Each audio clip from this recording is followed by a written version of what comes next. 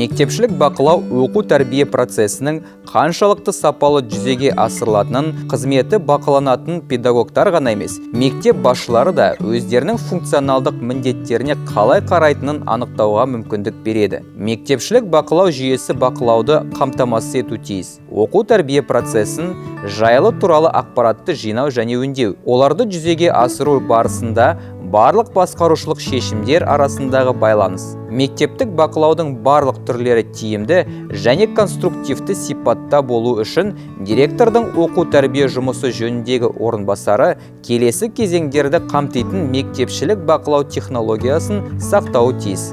Дайындық кезеңі. Әдістемелік бірлестіктің отырысында оқу меңгерушісі сынып жетекшілерін бақылаудың түрлері мен формаларымен бақылаудың соңғы өніммен таныстырады. Кездесу барысында бақылау мерзімдері, бақылаудың жеке тұлғалары, белгілі бір мәселелерді бақылаудың орындылығы анықталады. Болжамдық кезең.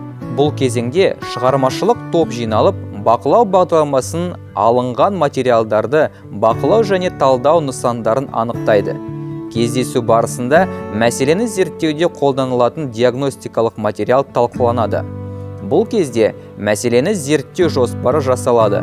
Аралық және қорытынды зерттеулерге жауаптылар белгіленеді. Мәселені зерттеу және ақпарат жинау. Бұл кезеңде шығармашылық топ сабақтарға, сыныптан тыс жұмыстарға қатысады. Кездесулер мен кеңестер өткізеді. Құжаттаманы зерттейді.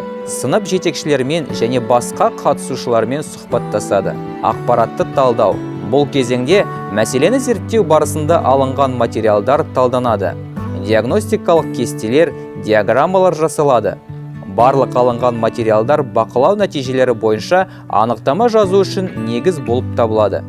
Анықтама материалдары мұғалімге оқу үшін ұсынылады, зерттеу материалдары бойынша онымен әңгімелесу жүргізіледі. Түзету шаралары белгіленеді. Түзету.